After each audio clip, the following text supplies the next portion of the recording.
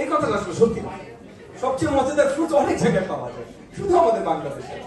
নিশ্চয়ই ভাই, আমার দেশ, আমি গৌরব করব।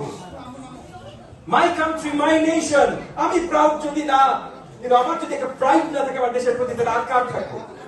তাই বললে আবার মিথ্যা প্রাইডের বিশ্বব্যাপী কোনো ভ্যালু না। আমাদের দেশে মেধার কোনো অভাব নাই, এটা সত্যি, কিন্তু সঠিক মেধার বিকাশ নাই।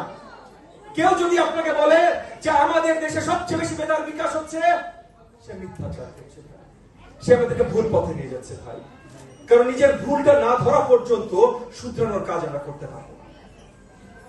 মেধা আছে, মেধার বিকাশের জায়গা করতে হবে।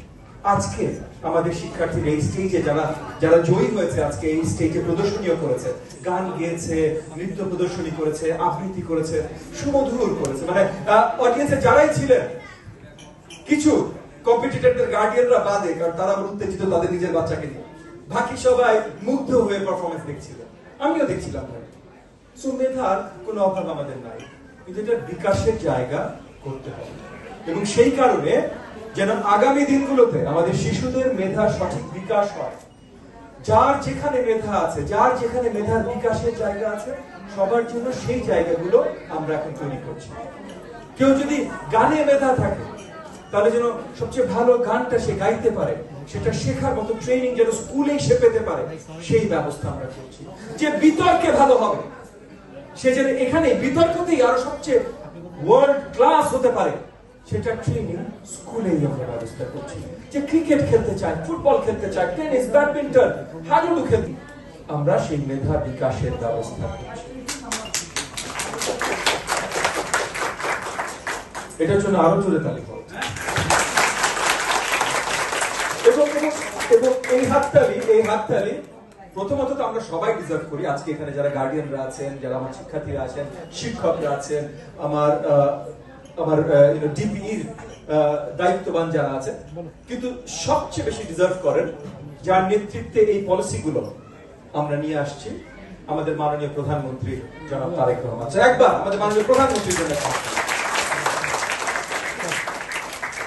একটা জিনিস, আমি লম্বা কথা বলবো না, জাস্ট লাস্ট একটা কথা বলতে চাই এবং খুব পরিষ্কার ভাবে বলতে চাই।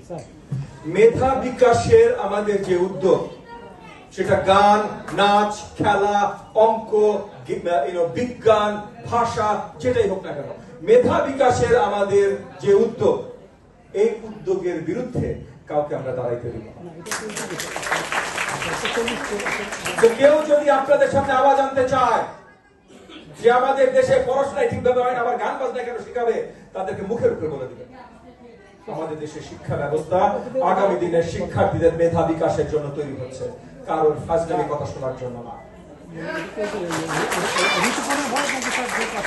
যারা রাজনীতি করতে চায় তারা রাজপথে রাজনীতি করবে, কিন্তু দেশের নেক্সট প্রজন্মের কোন ধরনের সুযোগ সুবিধার উপরে কেউ যদি হাত দিতে চায়, সেই হাত কিভাবে ভেঙে দিতে হয় সেটা আমাদের ভালো পরিচিত আছে।